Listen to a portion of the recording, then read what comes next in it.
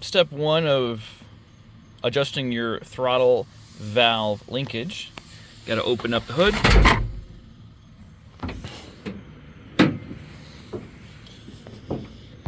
And you will remove the idle control air motor plug, which is this guy.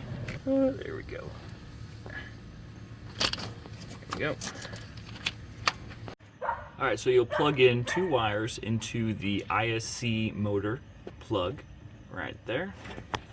And the top plug goes to the negative. And the bottom one goes to the positive, and you will hold this.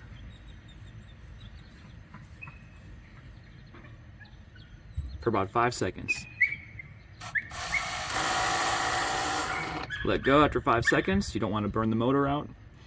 And you're good. Now the ISC valve is moved slightly, and you'll be ready to start making moves. I'm underneath the driver's side door, and here is the left side of my A500 transmission.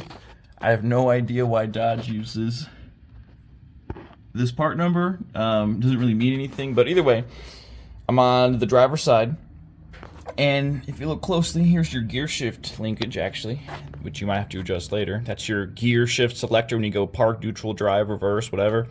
That's what that is. But we're not worried about that today. We're worried, actually, this is bad too. Don't let this happen. Come on, stop doing that. Don't let this happen. This thing is broken. But right here is your throttle valve linkage. Normally it'll have this little guy on here. Mine broke because I over torqued it, not paying attention. Don't be like me. There's a little hole right there. We can pop it in. So we'll just take that. Get a good view of that, I don't know. Stop, come on. Get in there. Get in there. There we go. All right, clipping back in. This rod. That's good as we're gonna get. So, put this guy up in here. Oop, shit. There we go. Okay. So you got this guy in here, and he's nice and loose, which is good. Make sure that the manual says you want to make sure that your throttle valve lever, which is this dude, is all the way forward, and that your throttle valve linkage can move freely like this, right? So if it's not, loop it up or something. But yeah, so you just let this hang nice and free. You want to let it wobble a little bit, so wherever this is at naturally, you don't want to push it one way or the other, but just make sure it's all the way forward, the lever's all the way forward. Wobble a little bit, and wherever this is just going to stay at, that is the right position. We'll get our little nut here. Oop, shit, come on. Put them back in. There we go.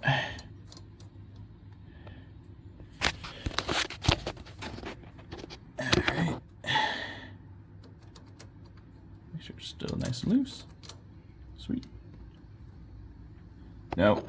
There we go. Alright, so now I torqued it down to spec, which is 90 inch pounds, not foot pounds, inch pounds. So I only went to about 50 on this thing, mostly because I don't think my JB weld will hold past 50. But there you go. And now it can't move. So now it won't move, it's nice and stable, and this is exactly where it's supposed to be, and you've adjusted properly. Alright, I was wrong. So there's one more step.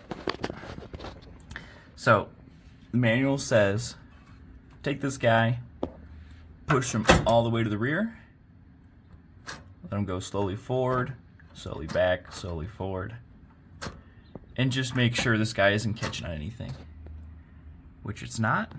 Praise God. As far as it'll go. Yep. That looks like it's adjusted right. Sweet. So reconnect this, the ISC motor, and then turn your truck over. Don't turn on the vehicle. So to turn on, wait about 5 seconds, turn it off. Did you hear that? That sound is the ISC motor going into the correct position, and once you hear that, it's good to go. You can turn it on. Mission accomplished. Hope that helps.